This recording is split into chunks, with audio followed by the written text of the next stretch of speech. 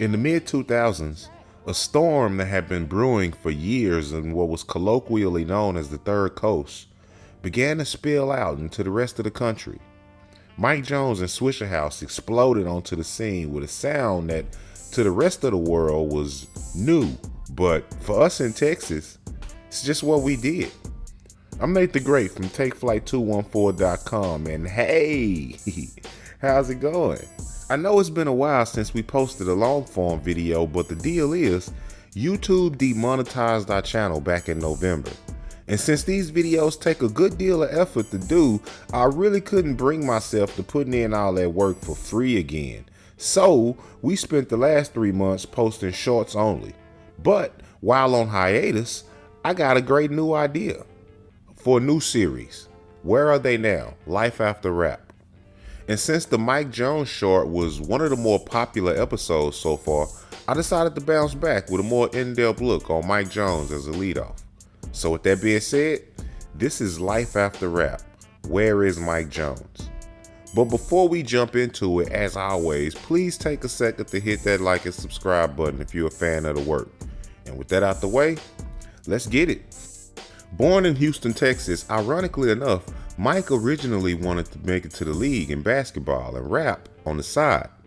But after transferring from school to school, the transfer rules prevented him from playing for anything but the YMCA leagues. The constant instability eventually drove Mike to drop out of school altogether and take a series of random fast food jobs to put some money in his pocket. Back then, Mike Jones would also hustle a few dime bags on the side, but his main hustle was buying T-Mobile sidekicks for the cheap and reselling them at a markup. Floundering at the moment, Mike needed a way to take things to the next level, somehow.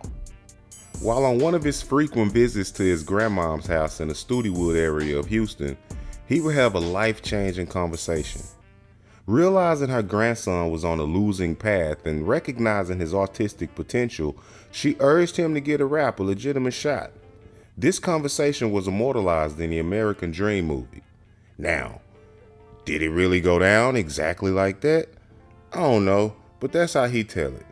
But either way, having been inspired by her confidence in him, Mike decided to get on his grind and give it a shot.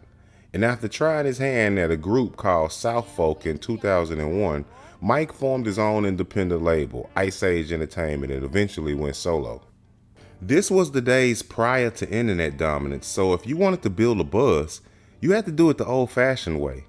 Mike pressed up a gang of CDs and set about distributing them around the city. In those days, getting your music played in a local strip club was a great way to get noticed. And with Houston having no shortage of booty joints, Mike began reaching out to all of the DJs in an attempt to get his music in their rotation. Eventually, his hard work paid off when he managed to get the attention of Swishahouse's then A&R, T. Farris. Swishahouse had been around Texas for years, but was less of a record label and more of a rap collective at the time.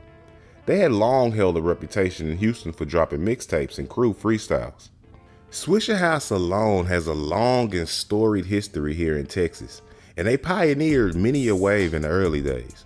Truth be told, they deserve their own standalone video, and if this one does well enough, then I'll do one. But around that time, they were looking to legitimize their operation a bit more and had begun signing artists under their new official label. After bringing on Slim Thug, Paul Wall, and Chamillionaire, they thought that Mike would make for a great addition to their new official roster. Throughout the early 2000s, Mike appeared on tons of Swishahouse mixtapes and formed an unofficial duo with fellow Houston rapper Magno.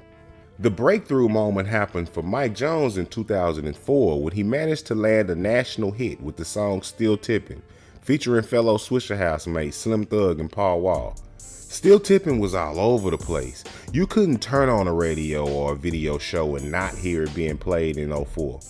The success of Still Tippin' sent the majors his way, and they wound up signing him to a deal with Jive/Warner Brothers Records.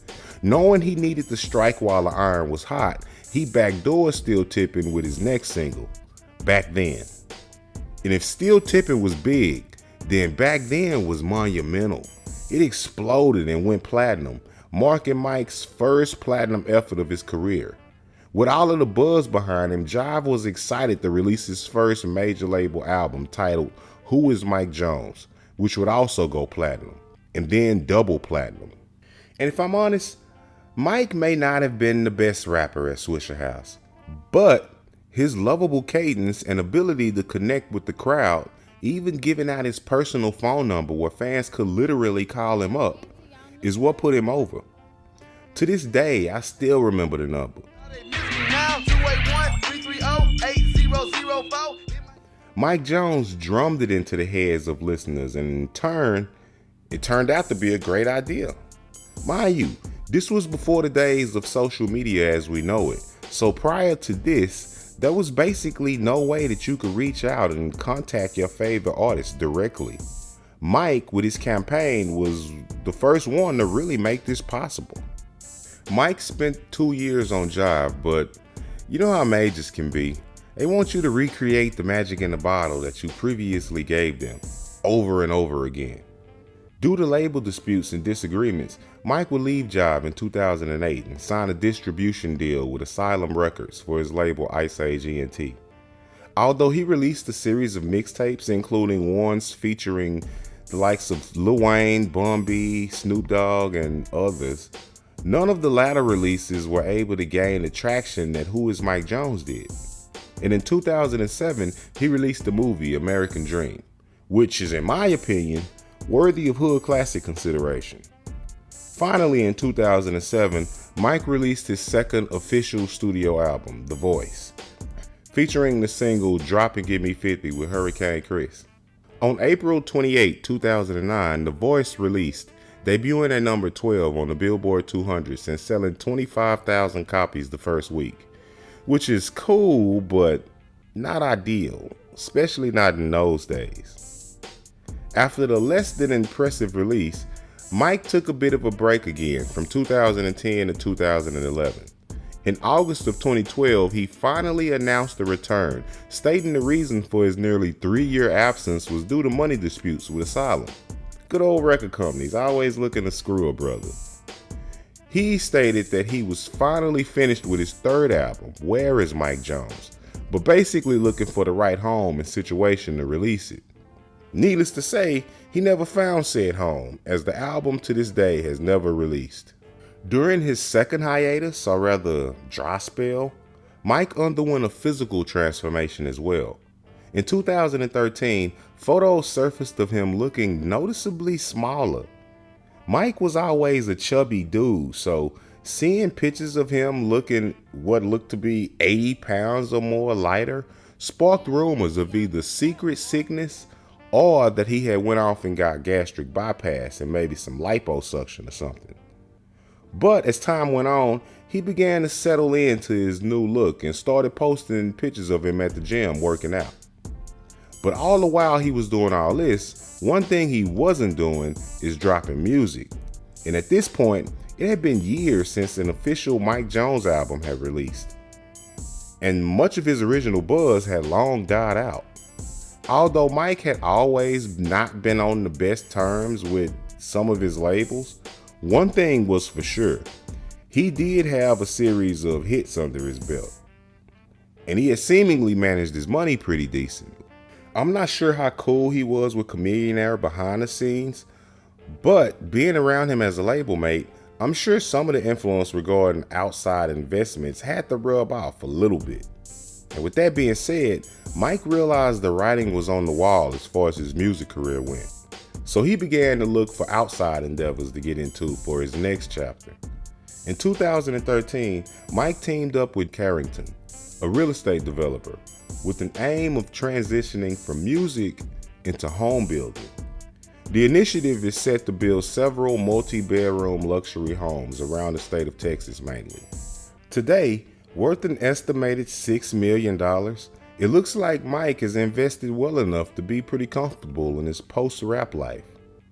He posts regularly on his social media and seems to still be pretty visible throughout his hometown.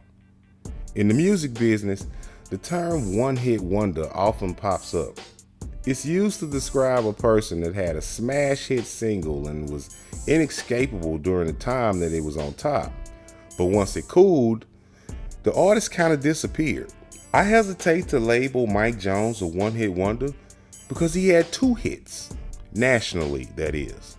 If you're like me and from Texas, then Mike Jones and Swishahouse, more importantly, are legends in the game. But the point is, Mike clearly didn't reach his full potential as a rapper. But luckily for him, he was prepared for the inevitable. In his prime, he popularized going viral before it was even a thing with his phone number campaign. And although it's reportedly no longer active, the phone number that is, in hindsight, it was a damn good idea. But what do you think? Were you a fan of Mike Jones back in the day? Hit us in the comment section and let us know. Also, if you made it this far, we hoped you smashed the like button and subscribed for us. While I was away, I managed to 4x my sub count off shorts, but liking and subscribing to the channel, especially the long form videos, is not only the best way to help us to continue to grow, but it also keeps you updated whenever we drop a new video.